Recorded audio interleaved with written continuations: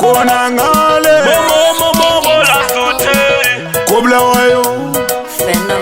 Teo Ibikiliki City View Ibikiliki MC Mashasha Chapo chapindirwa ne mauto Vachazoona tave pasi pekuva kuti mangoma yataishaura kona ngale vachazozviona isu taenda kuti vapana vaye vaive netarenda mufoni mavo makasara zvimaseufu avapose tichida yeupu asi vachazotiposa musi werufu vachazotiposa musi werufu muka inonzi munhu mulasi aungaigoni vanoona vachiti handioni zvagara zviriko nguva yejudhasi vanotarisira pasi vanozobhilivha waenda ipapo unenge washanda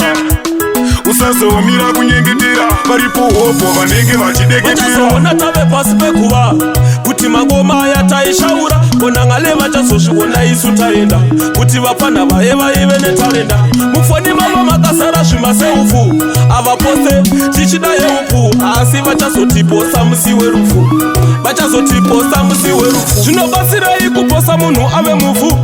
aenda ave mushakapu ndiri mupenyu maindikika kunge nhabvu musingade kumbunzwawo ngoma dzangu mamwe maartisti vachati rest in peace ndiri mupenyu vaindinyima kolabhu panhamo pangu vachange vakurira speech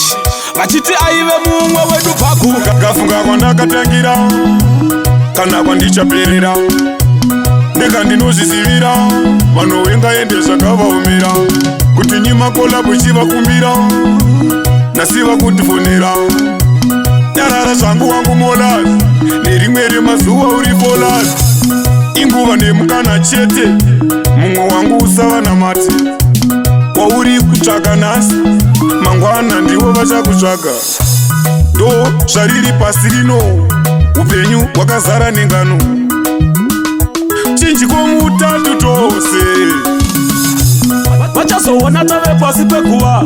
kuti mangoma yataishaura kona ngale vachazozviona isu taenda kuti vapana vaye vaive netarenda mufoni mavo makasara zvimaseufu avapose tichida yeupu asi vachazotiposa musi werufu vachazotiposa musi werufu pandairarama maiti ndiri mboko nekuti ndafama kuda kundisa patopo manje makadaro ndinomuka chipoko tero ndinomuka chipoko ndiri mupenyu ndaishaya dhora rekoko vakadaro chete ndinomuka chipoko urona wangu